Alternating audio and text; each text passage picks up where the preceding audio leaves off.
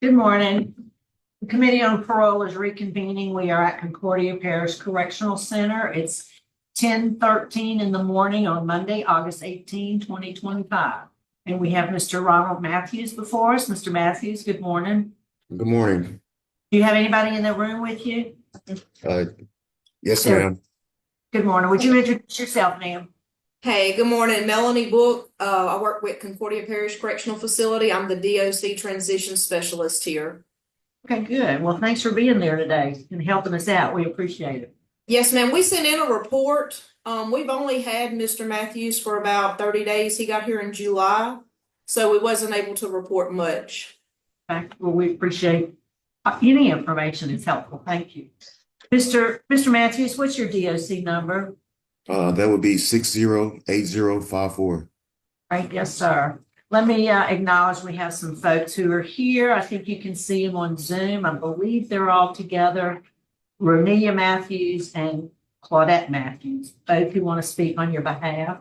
We also have representatives from the District Attorney's Office in the 21st Judicial District who will be offering some comments shortly. We'll call on them. First, let me just read some identifying information, Mr. Matthews, into the record. Mr. Matthews, you're classified as a third felony offender. You're currently serving a 5-year sentence. You have sentencing in Tangipahoa Parish in August of 2023, aggravated battery, possession of methamphetamines, and aggravated flight from an officer. All those are running concurrently, so it's a total of 5 years. Your parole eligibility date was October 9th, 2025, and your mandatory release date is October 12th, 2026. That's your good time date. All that sound right? Yes, ma'am. You hesitated a minute. Was there something that was not accurate? It's some kind of mishaps in my calculations. Okay, but you're Okay. working through that with DOC or somebody? Yes, ma'am. Okay, Yes. but what I have is on your master prison record at this time. Yes, ma'am. Okay, so I'm glad you're working through that. So before we get started hearing from your family, we want to hear from you. You tell us what landed you in jail and why do you think you're a good candidate for early release? First off, I would like to say I appreciate the parole board for giving me this opportunity to explain myself. I was convicted of aggravated flight from an officer, possession of methamphetamine, and aggravated battery, second-degree battery. I feel to believe and know that I'm a great candidate to be granted parole today because I've totally changed mentally and physically. I no longer possess I no longer view things the way I used to view things. You know, I've I've learned to mature, take responsibility and not just take responsibility, but not put myself in positions where I jeopardize, my freedom or my life. All right. All right. Well, we'll be asking you some questions in a few minutes. We'd like to hear from your family first. Could we hear first from your daughter, Ronia? I'm sorry would you introduce yourself? I'm sorry if I've mispronounced your name. Hi, could you hear me? Yes, It's Renaya. Ronald. Okay. Yes, ma'am. What do you want us to know about your father? I haven't really got the chance to really be around my dad personally, and now that we're back talking, and it's like kind of hard. And this is the first time that he ever like had me and my brother in the same household together. And the past 2 3 years that I have been talking to my dad, like it's been kind of hard and kind of emotionally, and especially like he don't have much time that he can talk to me on the phone or physically be here to help me with certain things that I need help with in life or certain things. And when I come to him, it's only limited amount of times that he do what like he could for me being there. And I just want to be around my dad and meet him. And yes, man. All right. Well, let's hear from your grandmother. Miss, could we hear from you? Yes, I'm Claudette Reed Matthews. I'm Ronald's mother. And of course, I'm his mother, so I've known him all his entire life. And he has done a complete turnaround.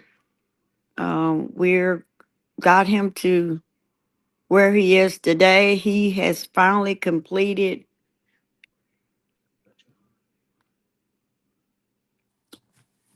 the substance abuse program that ultimately kept leading him down that path, making the wrong decisions and choices in life. So, with that being said,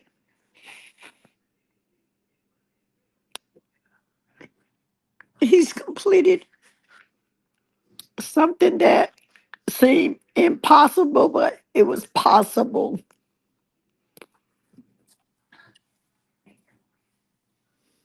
And when we talk, he's always positive, you know, what he's gonna do because he's got a lot of talent.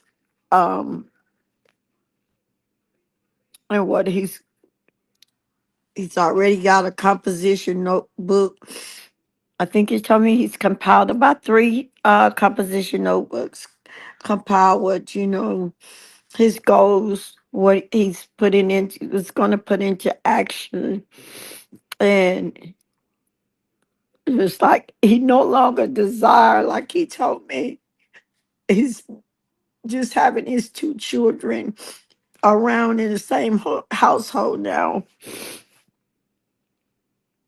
is worth more than anything to anybody that could offer him, you know, out there in the world. And that, you know, he wasn't reared up like that. And he's apologized to me for even associating with, you know, people, you know, and going against me and his father. Um, Ultimately, it was a family member that put Ronald on drugs when he was 14 years of age. And I didn't even know what was wrong with him. Had no clue, clueless. Just, just thought maybe he was just teenage, acting out. Never knew he had a substance abuse problem until 2020. No, 2018 is all when it came to fruition that I finally realized that he had a drug problem when he came out verbally and confronted the uncle about what he had been doing to him. And so I was trying to get him some help from there for many years. And now he's that says a lot because Ronald was thought and then he was stopped. Yes, ma'am. We're having some Uh, connection and issues. to have Ms. Matthews, we're having oh, some audio issues. So we're can gonna you we're hear gonna me now? go ahead, we're gonna go ahead and start our interview with Ronald. Hopefully you'll be able to hear it. Mr. Matthews, your case was assigned to Mr. Barra. Would you answer his questions? Yes, ma'am. I'm sorry, first, excuse me, Mr. Barra. Could we hear first before we start that from the DA's office? I apologize. I'm not sure if it's Ms. Taylor or Ms. White who'll be speaking. Good morning again. It's Miss White. On behalf of the state, we just take no position in this matter. Okay, great, thank you. Thank you for being here. You're welcome. All right, Mr. Matthews, a brief summary of what you did. You got into a fight with your mother and father when she told you to leave the house and hit her with a closed fist, then threw her to the ground, then hit her in the head with a lamp, causing a laceration. On the second charge, you took police on a high-speed chase at speeds over 100 miles an hour and was finally arrested after you wrecked car into the ditch. Some pretty serious charges, but one of the questions I have is, it says you were put in Steve Hall before substance abuse, but you got put out for disciplinary. What was that about? Why didn't you finish Steve Hall? Can I speak? Mhm. Okay. Mr. Danny, I was in the Steve Hall program and I successfully completed all my classes. I was waiting on graduation in the Steve Hall program. And every weekend they do what they call blanket and sheet exchange. It usually happens like on a Saturday or a Sunday. And I had an extra blanket, but whenever they do sheet exchange, they have everybody line up on the wall with your old sheet. You take it off your bunk and you stand in line and you go through the line and you dump your soiled blanket and sheets in the bin, and they issue you brand new ones, well, clean ones rather. And they have random officers during the process of you going through the line. They have random officers going around to random bunks and just doing like a perimeter check, probably go through your property, make sure you don't have anything that you're not supposed to have.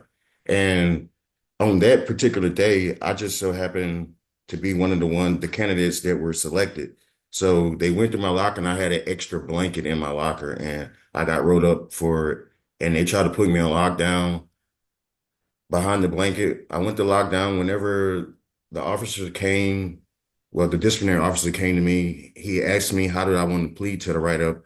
I told him not guilty. He told me if I pled guilty to the write-up, they would let me out of lockdown and let me finish completing the classes because the Steve Hall program is a zero tolerance program over there in Bossier. I pled guilty to the write-up. Make a long story short, I pled guilty to the write-up. Upon me pleading guilty to the write-up, things didn't turn out the way that they were supposed to turn out. So I volunteered and signed myself out of the program. I mean, it didn't turn out the way they were supposed to turn out. When I say that they didn't turn out the way that they were supposed to turn out, he told me that I would be able to return to class. The thing is, would have been able to return to class and graduate, but I would have had to wait 6 months. And I was like, why would I sit here and I've been through all this, did everything that was required of me, and I would still have to sit here another 6 months and go through the same rules and regulations, strenuous, strict rules and regulations of getting up every morning, sitting in a dorm, doing nothing productive because I'm not going to class because I'm complete with class. But I would still have to follow all the rules and regulations. I just said, I want to sign myself out. So I signed myself out. In my mind frame, I was like, well, I can try to get transferred to another facility and get my good time that way. But it never happened really that way. And so, Do you think you made a good decision or a bad decision by signing yourself out? to be honest with you, knowing what I know now, to be honest with you, it was a bad decision because I kind of was a little too anxious, too impatient. So it, because me being impatient and not just going through the channels and the steps that I should have just went through, it caused me a lot more heartache and pain, getting transferred to another facility. There was a lot rougher. Um, so, So but what substance abuse class did you end up doing? You say um, you You were talking about that, or you did something different? I successfully completed risk management, living in balance, wanting to, and victim awareness while I was at Steve Hall program. I went through phase 1, 2, and three phases. The only thing that I had left was the job skills class, and then I would have graduated. So when I got transferred to another facility, the facility that I just lucked up and got transferred to, they didn't have nothing but GED and like two other rehabilitational classes. So I signed up for those classes, but when I signed up for the classes, the stipulation was that you had to have a high set or a GED, high school diploma or a GED equivalency. Um, I told the lady, the teacher, that I had a GED, but whenever she did the assessment on me, she was like, "Well, Mr. Matthews, you don't have a GED." I was like, "I do." She said, "Well, we can put you in lockdown for lying. We're going to give you one more opportunity to recant." And I'm like, "Well, what is recant?" And she was like, "Take back the statement you just said." I was like, "I have a GED." So she was like, "Well, you really want to be in this class and not go to lockdown, I advise you to say you don't have." I was like, "Well, I don't have a GED." So I went through the GED program over at Morehouse Parish where I was transferred to. And I successfully passed the GED. And whenever I passed the GED test, uh, it some miraculously pulled up in their files that, "Oh, well, Mr. Matthews did have a GED. He wasn't lying to us. He successfully completed and obtained a GED back in 2004. So she allowed me to get into her other classes, and which was the digital literacy computer class. Successfully completed levels 1, 2, and 3, and I have my master certification in digital literacy. And also I have my certificate for the job skills class that I was supposed to obtain and graduate the Steve Hall program with. Um, After that, I've been a tutor over in Morehouse Parish. I was a tutor, um, the teacher's tutor in Morehouse Parish. I used to help with the GED, help tutor other inmates who are trying to get their GED. And also, I was a trustee over there as well. I was assistant cook. Right. What about your 100-hour pre-release? I've wrote several letters. I wrote several letters. When I say several, I know it's got to be like 4 or 5. But I started January 13th. Well, it's maybe a little like around October 2024, reaching out to the Louisiana Department of Public Safety and Correction, letting them know that this is what I'm showing here is an ARP that I filed back in January 13th of 2025, letting them know that I've successfully completed all the classes the facility that I was at, which was Morehouse Parish work release, had to offer. And I was trying to continuously advance myself in my rehabilitation. But it was never acknowledged. And I just continuously wrote and pestered staff at Morehouse Parish, and the warden, he's like, "You aggravate me every day. Every week I see you, you aggravate me, but I like you. He said, "You're consistent. You're determined." I said, "Because it's my life at stake." I say, "It's my kids and my mom who really look up to me, expect more of me." And I really truly feel and believe and know that I've let myself down and have let them down. And I'm really ready to show them and the world and prove to myself, first and foremost, that I am a changed individual. And I really truly feel and believe and know that I really feel that I deserve another chance. All right. For the record, you got a good time date of October 12th, 26, which is not that far away. You also have a little law enforcement opposition from the judge, the DA, and the attorney general. But that's all the questions I have. Are you enrolled? What are you enrolled in now? As of right now, I'm not enrolled in anything. I've been talking with Miss Book, and she has everything already lined up for me. But she was like, well, Ronald, we just need to focus on your parole hearing. She said, because even though you don't have much, you haven't been here that long, but what you do have, you have been showing where you've been productive and you've been staying out of trouble. Okay, good. Well, let's hear from Ms. Book. What can you tell us? We do have, Ms. Book, we do have the institutional progress report that you submitted. Is there anything else you want to add?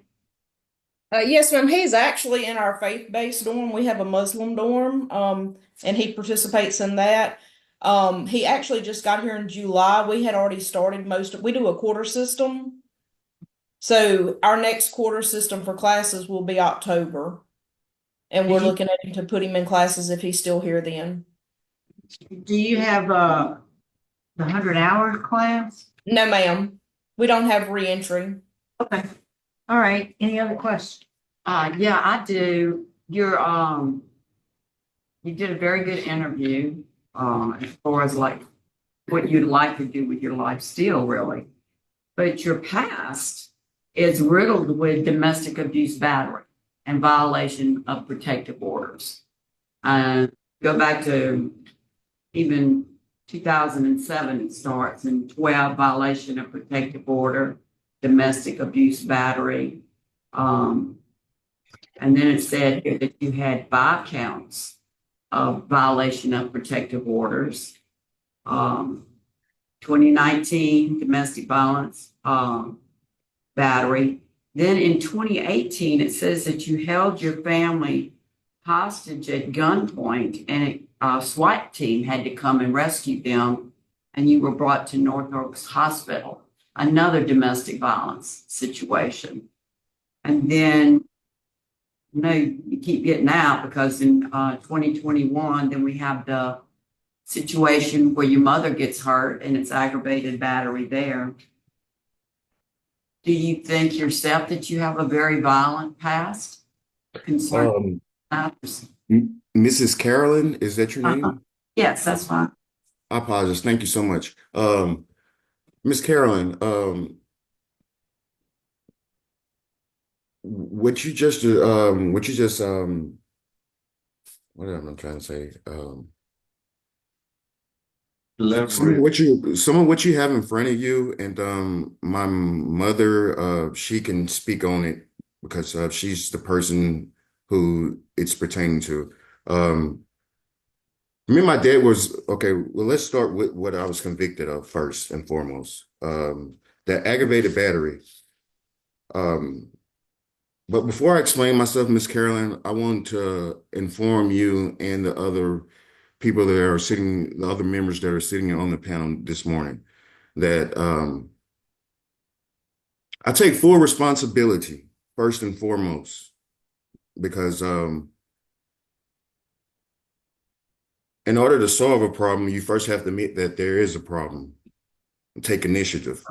Okay, so I take full responsibility.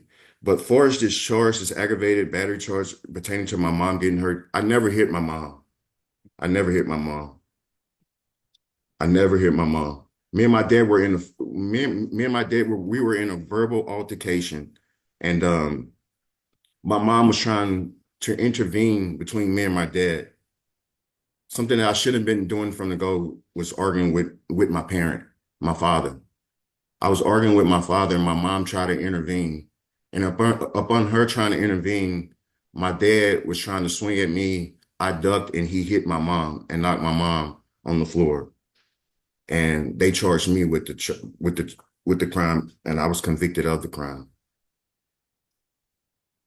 Your mother made a statement at that time.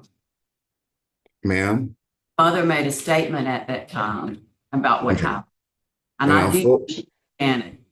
But I would like to say something about that because I've worked with senior citizens and with crime victims. And Yes, as ma'am. hard as it is for a wife, and I'm going to use the pronoun wife because it could be a husband, anybody that is in a relationship with somebody that they love, and she loves you, and your father does too. It is the hardest thing in the world for them to press charges against that person. And then later, when the danger is gone, it's not unusual for them to recant and say it didn't happen. So at the time when this was going on, your mother had a particular statement that led to this. Later on, you're her son. She loves you. She doesn't want you to have to be in jail. Yes, ma'am. That's not uncommon. Because if we go back through your history is very violent with Okay, and domestic violence. okay, and then also with the thing about me holding my family at gun hostage, I never held my family at gun hostage either. The uncle that put me on drugs, he was trying to coerce my mom to increase my life insurance policy.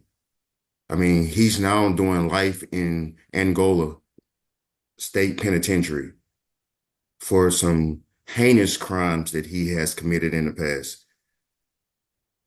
He's a mentally sick individual Yes. whom was trying to coerce my mom into increasing my life insurance policy. He's the one who called the police and said that I had my family at gunpoint. That never happened. That never happened. It's a police report that a SWAT team came and that they put you in North Oaks Yes, for ma'am. protective and that you escaped. Protected custody by the Tangipahoa Parish Coroner's Office, and that you escaped. So you do have this history, and it's documented. And for Yes, some reason, ma'am. you don't seem to remember it that way. So, and your mother, that last call was because she said that you had hurt her, and now you're saying it was an accident. She says it was an accident also. And then, you had the police chase and everything. I don't have any further questions, sir. All right, I don't see any other questions. I call for executive session. We have a motion for executive session. Is there Second. have a second by Mr. Freeman? Would you call the roll? Pete Freeman, Yes. Dan Barros, Yeah. Sharon Nelson, Yes. Carol Stevenson, Yes. Pedro. Yes. What happened? Yeah. We'll be in executive session for a few moments to discuss confidential matters. Mr. Matthews will be right back. Stand by. Oh, yes, ma'am. What do you do? There you go.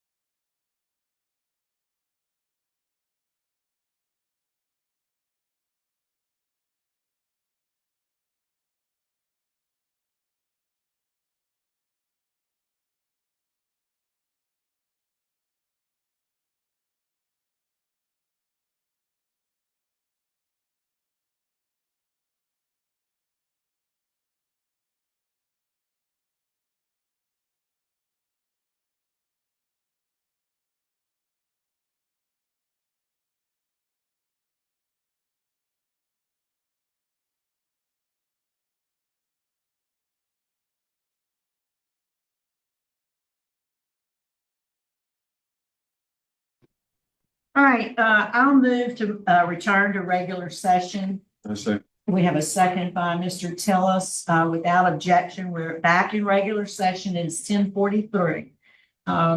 We are prepared to vote. Mr. Matthews, Mr. Byron. Mr. Matthews, you did a very good interview today. I hope everything that you're saying is truthful now and that you straightened yourself out. I'm gonna vote today to grant your parole conditional on completion of the 100 hours pre-release. And that once you're out, that you would complete outpatient substance abuse, continue anger management, do AA meetings and NA meetings twice a week, and abide by 10 to 6 p.m. curfew. Yes. Mr. Freeman. also, I think your main problem is with your drugs, and your uncle sure was not a good person to follow. But I see that you're reuniting with your family, and you do have detainers on you now. That's got to be cleared up. But my vote also would be to grant with the same conditions as Mr. Barrow. Mr. Tillis. My vote also is to grant. You did a good interview, and I wish you well. Mrs. Stapleton. I'm gonna grant today on the same condition as Mr. Barra, but I'm gonna add one more thing. I'm gonna add that you complete a domestic violence program. It's called Yes, ma'am. DVOP, because that is what you have in your background also. Yes, My ma'am. vote today, Mr. Matthews, also is to grant. The DA has taken no possession. I was also going to add the domestic violence prevention program. So today you can grant parole. You know, you got some work to do when you get out. But you got to Yes, ma'am. first got to finish the 100-hour pre-release program. If they don't offer it there, we're going to move you somewhere that has it. Yes, ma'am. Look, I thank you guys so much, and may God continue to bless you guys and your families and your occupation as well. thank you. Ms. Book, thanks for accommodating us. We're going to sign off at 10:45.